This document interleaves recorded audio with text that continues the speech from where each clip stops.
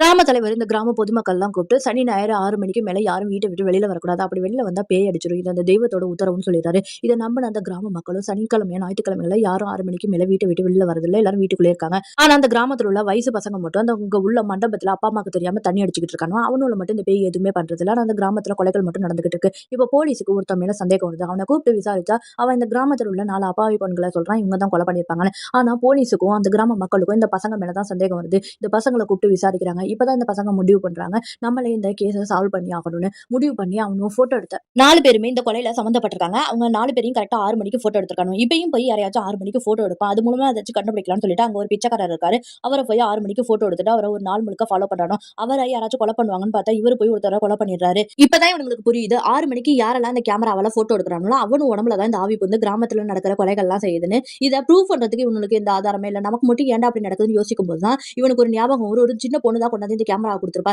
இப்ப அந்த ஞாபகம் வந்து இந்த கேமரால உள்ள பழைய மெமரி கார்ட தேடுறான். மெமரி கார்ட எடுத்து அவன் லேப்டாப்ல போட்டு பார்க்கும்போது தான் தெரியுது. இந்த கேமரா ஒரு ஜர்னலிஸ்டோட கேமரா. இந்த ஊர்ல இவங்கெல்லாம் தன்னோட கேமரால ரெக்கார்ட் பண்ணிட்டு இருப்பான். இந்த கிராமத்துல ஒரு லேடிஸ் ஹாஸ்டல் இருக்கும். அந்த ஹாஸ்டல்ல உள்ள பொண்ணுங்கெல்லாம் சனி ஞாயிறானா இவங்க கடத்தி வித்துக்கிட்டு இருப்பாங்க. இது அந்த கிராம தலைவர் போலீஸ்னு நிறைய பேர் சேர்ந்து பண்ணிட்டு இருப்பாங்க. இதெல்லாம் அந்த பொண்ணு கண்டுபிடிச்சிருவா. கண்டுபிடிச்சதும் அவள சாகடிச்சிருவாங்க. அவ கரெக்டா அவ உயிர் 6 மணிக்கு தான் பிரிஞ்சிருக்கும். பக்கத்துல அவ கேமராவும் இருக்கும். அந்த கேமராக்குள்ள புகுந்த ஆவிதான் போட்டோ எடுக்கிறவங்க உடம்புல எல்லாம் புகுந்து அவள சாகடிச்சவங்கள சாகடிச்சுக்கிட்டு இருக்கும்.